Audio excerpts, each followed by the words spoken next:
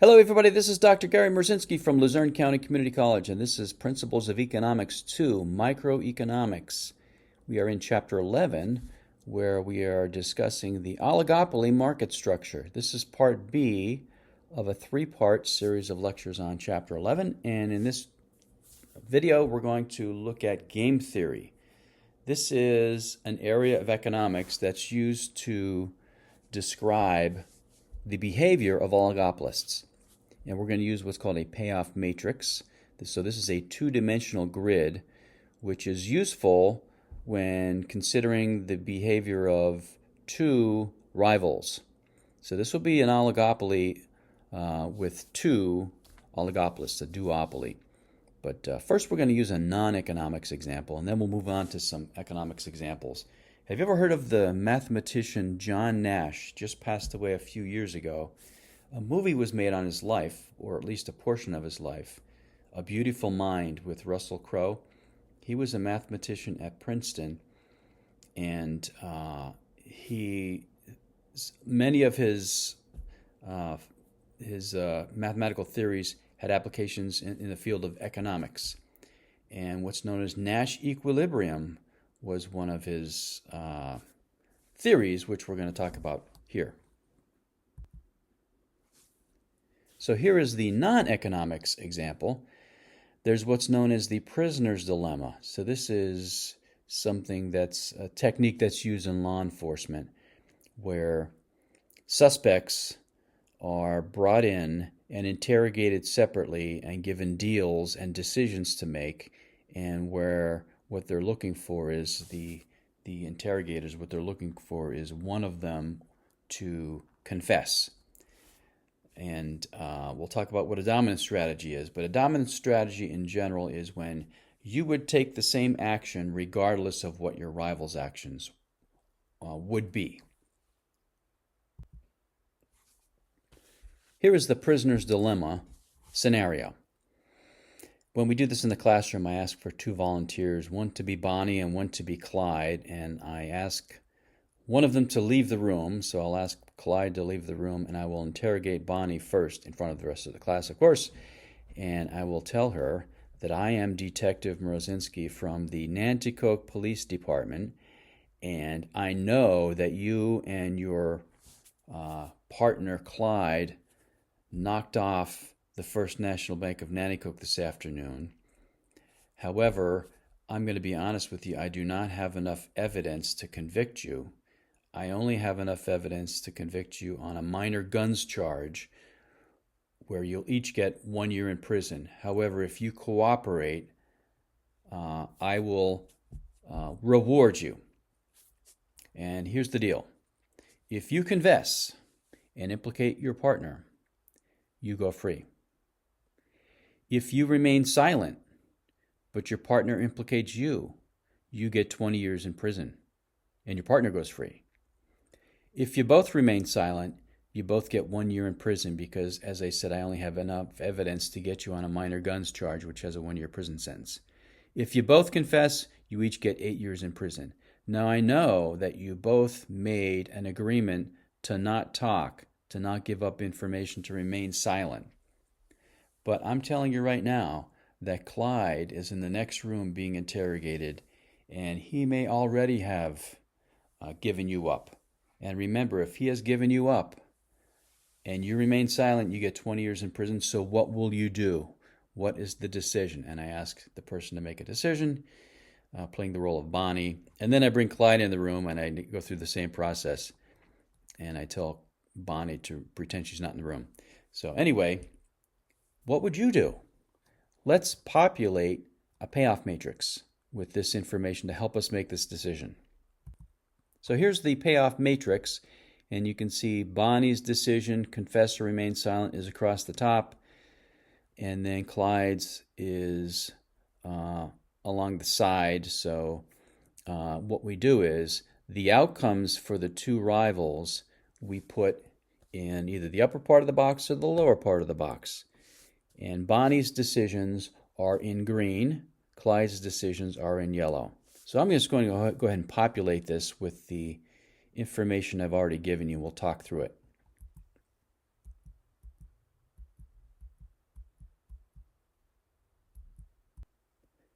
Let's first start with looking at what the outcomes would be for each of the rivals if each remains silent. Bonnie's decision across the top, you can see if she remains silent, that means the second column gives her outcomes. And for Clyde remaining silent, it's the bottom row, the second row.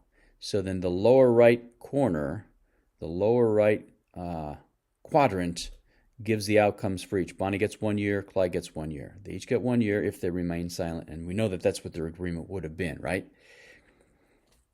What if only one remains silent? So look for Bonnie silent, so that's the second column, but Clyde confesses, so that's the first row. Now we're looking at the upper right quadrant. Bonnie gets 20 years, she remains silent. Clyde confessed, he goes free. And it's the same outcome in reverse if Bonnie confesses and Clyde remains free. Bonnie remains silent. Bonnie goes free, Clyde gets 20 years. What if they both confess? They each get 8 years.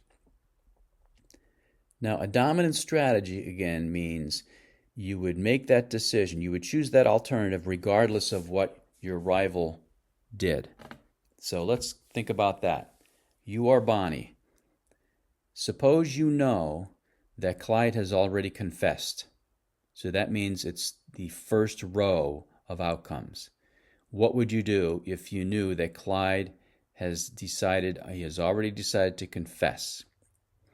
Well, look at the green shaded areas. You get 8 years if you confess. You get 20 years if you remain silent. So confessing is the better deal for you if you knew that Clyde has already confessed. What if you knew that Clyde has already decided to remain silent? So now we're looking at the bottom row. What would you do? What's the better outcome for you? You go free if you confess. You get 1 year if you remain silent. So again, confessing is the better deal for you. So regardless of whether Clyde confesses or remains silent, you have a dominant strategy. You, Bonnie, have a dominant strategy to confess. You can do the same thing for Clyde, and since the outcomes are a mirror image of each other, you're going to find that Clyde also has a dominant strategy to confess. Even though collectively this team of rivals would be better off if they made an agreement to remain silent and then stuck to that agreement, individually it's irrational for them to do that. And so they will follow their dominant strategies, and the Nash outcome then will be to confess. That is the Nash Equilibrium. Bonnie and Clyde both confess. Each gets 8 years in prison. They would have been better off if they remained silent. That's what they probably would have agreed to do. However, as I said, it's individually irrational for two prisoners to cooperate because of these outcomes. When I do this in the classroom, this is not always the outcome, however, because I don't know if I tell them, try not to think, make your decision strictly rationally, no emotion, so you have no emotional bond to your rival. Just be as rational as you can be, and sometimes they still decide to remain silent. But if you are thinking strictly rationally, you will choose to confess given these possible outcomes. This models the behavior of a cartel. Now, this would be a cartel of just two oligopolists, however. Cartels usually are larger.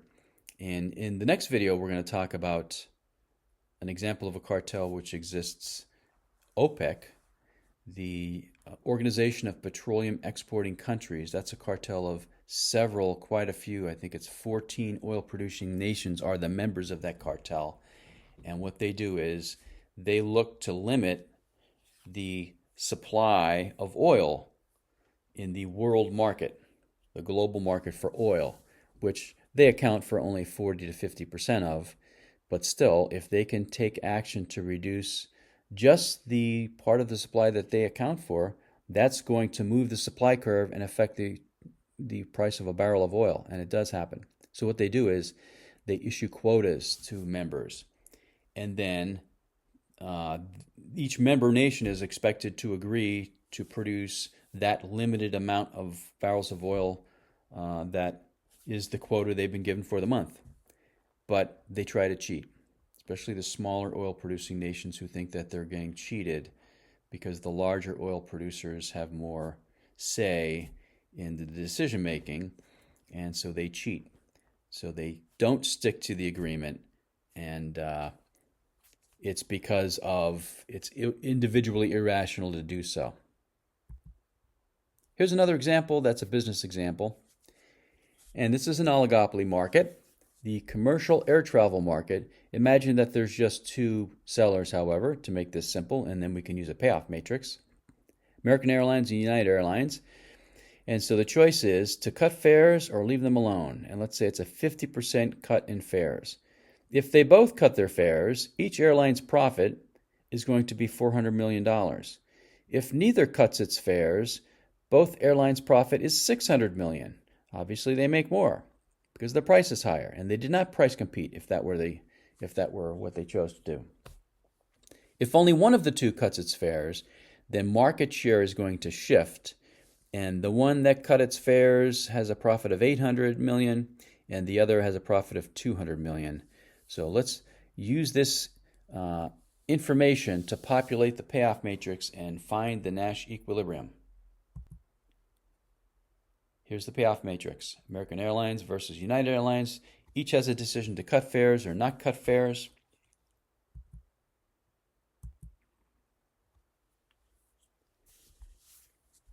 If they both decide to cut fares, then you're in the upper left-hand corner, and the profit for each is $400 million. If they both decide to not cut fares, you're in the lower right-hand quadrant, and the outcome is $600 million in profit for each. So the larger the number, the better.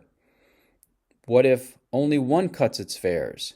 So if you're American Airlines and you cut your fares, then you're looking at the first column, right? The two left quadrant squares. And if only American cuts its fares and United does not, you're looking at the lower left quadrant. American has $800 million in profit. United has $200 million. All right, and then if only United cuts fares, it's the upper right corner, and you can see United has the larger profit. So what would you do if you're American? Let's see if there's a dominant strategy. Well, if you knew that United already decided to cut fares, so you're looking at the first row, what would you do? Well, if you cut your fares, you have $400 million in profit. If you don't cut your fares, you have $200 million in profit. So you will cut your fares.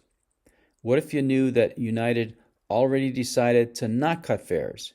Now you're looking at the second row, the bottom row.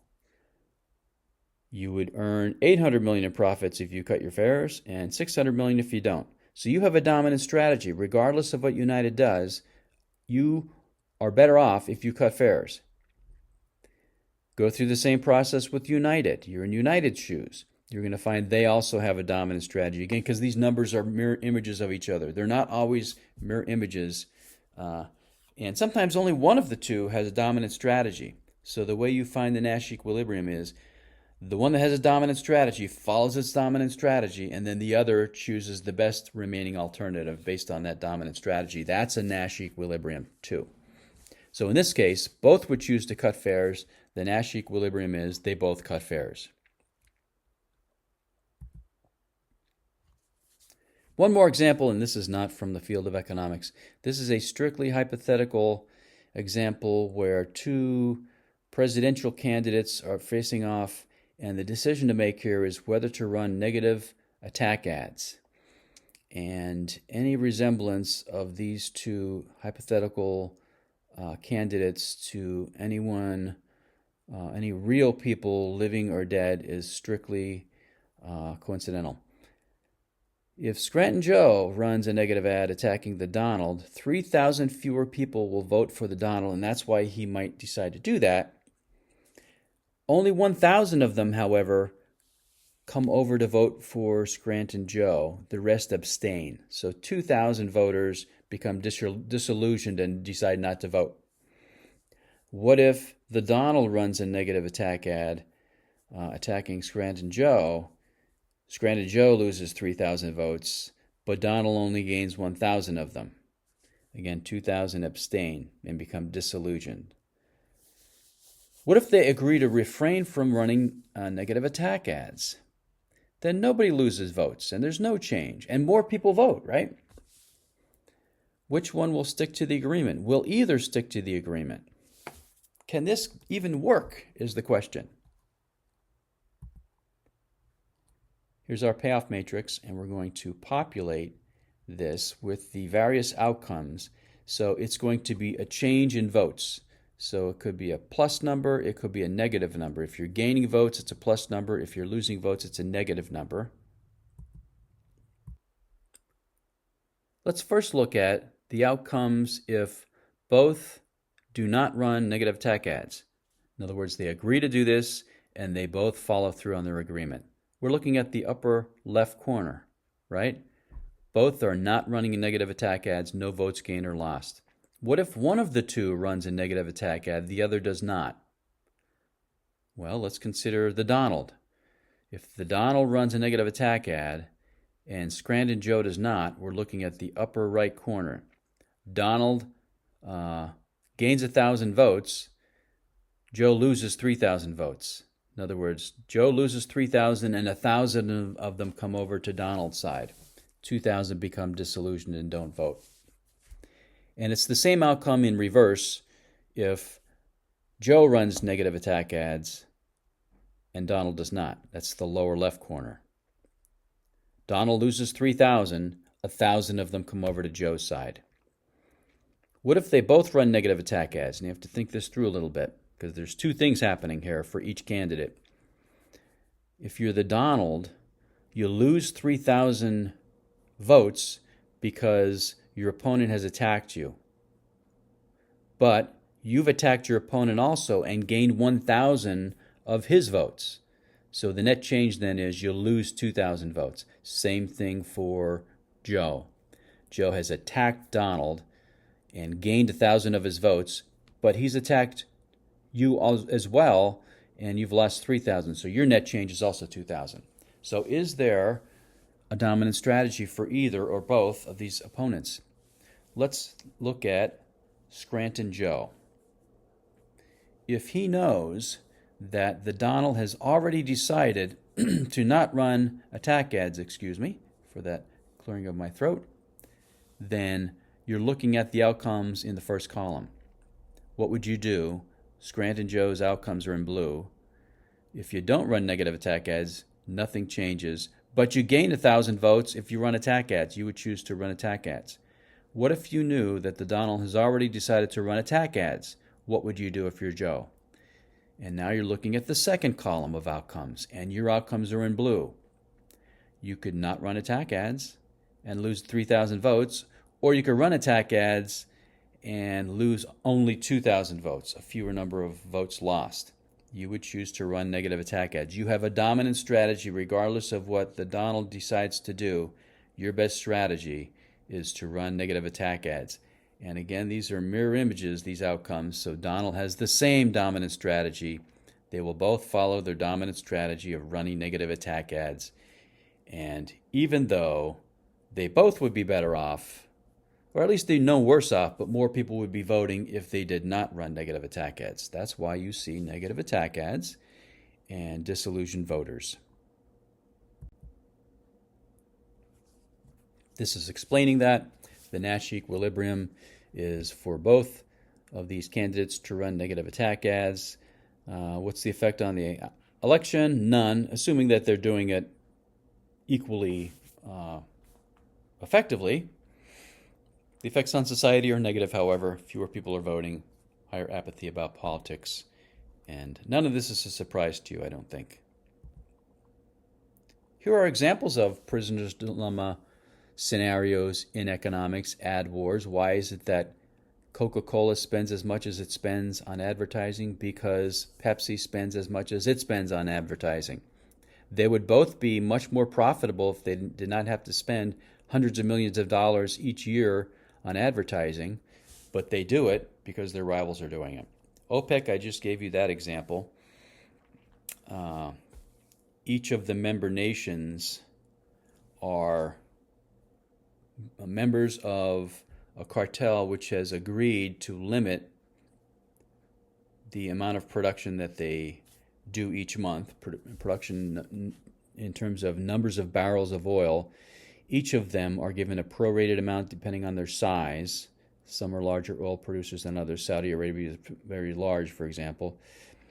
But the smaller member nations think that they're getting ripped off, and so they try to cheat and produce more. And then the cartel is not as effective in limiting the production of oil, and therefore the global supply of oil, and manipulating the market price for oil. Another example of the prisoner's dilemma is an arms race between military superpowers. The biggest example of this was the United States and the USSR, the Soviet Union, who up until 1989 were rivals, and each spent an enormous amount of money on their military. Why did the U.S. spend so much on their military? Because the Soviet Union was spending as much as they were spending on their military. Even though both would be better off if they agreed to not threaten each other, and then that money, much of it, could be used for domestic needs. Have you ever heard of the tragedy of the commons? That's an example of common resources that get overused because it is individually irrational for users of a common resource to not overuse it. Another application of game theory is to use it to account for actions of rivals where you could estimate the probability of each of the outcomes and also estimate the impact of the outcomes in dollars. So here are two rivals, Universal and Universal's rival, whoever that is, and the decision is to either reduce the price or not reduce the price. And you can see if Universal reduces its price and so does its rival, there's a small loss for everyone. If Universal does not reduce its price and its rival also does not reduce its price, we're in the lower right corner now, no change to the profit situation. But if only one of the two reduces price, so let's say that's Universal, and the rival does not, now it's the upper right quadrant. It's a huge gain for Universal and your rival loses.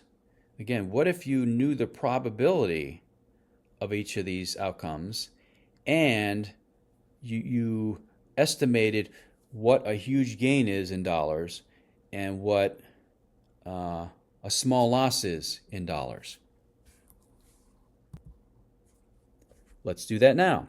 Let's say a huge gain is $1 million and a small loss is $20,000. So that would be a negative $20,000 would be the outcome. Let's say if you were to reduce your price, your Universal, there's a 1% probability that your rival will not reduce its price. So in other words, if you reduce your price, there is a 99% chance you're going to lose $20,000. And there's a 1% chance that you're going to gain $1 million. So is there enough of a chance of the big gain to make this a good decision to lower your price? Well, let's figure out the expected payoff. Here it is. And you can see, simply put, there's a 99% chance of losing $20,000. So you can see in the formula here I have 0.99 times a negative 20,000. That quantity plus a 1% chance of gaining $1 million. So it's the quantity 0.01 times 1 million. And so if you add those two outcomes together, you can see that the expected payoff then is a negative $9,800. Now that will never actually be the outcome. The outcome will be either you gain $1 million or you lose 20,000. But this expected payoff tells us that more than likely you're going to lose this in making the decision to lower your price. And so it would be a bad decision, and the expected payoff is telling us not to do that. That's it for this video. In the next video, we're going to talk about coordination between oligopolists. Why would oligopolists want to try to coordinate? Because let's say it's a duopoly. if they could collectively agree to behave like a monopoly, then they could earn collectively monopoly profits. That would be a reason to do it. That would be a motivation for doing it. Again, in the United States, in our economy, that's illegal. But outside of the United States, we have no jurisdiction. And in some parts of the world, it's not illegal. But anyway, that's what we will address in Part C of Chapter 11. See you there.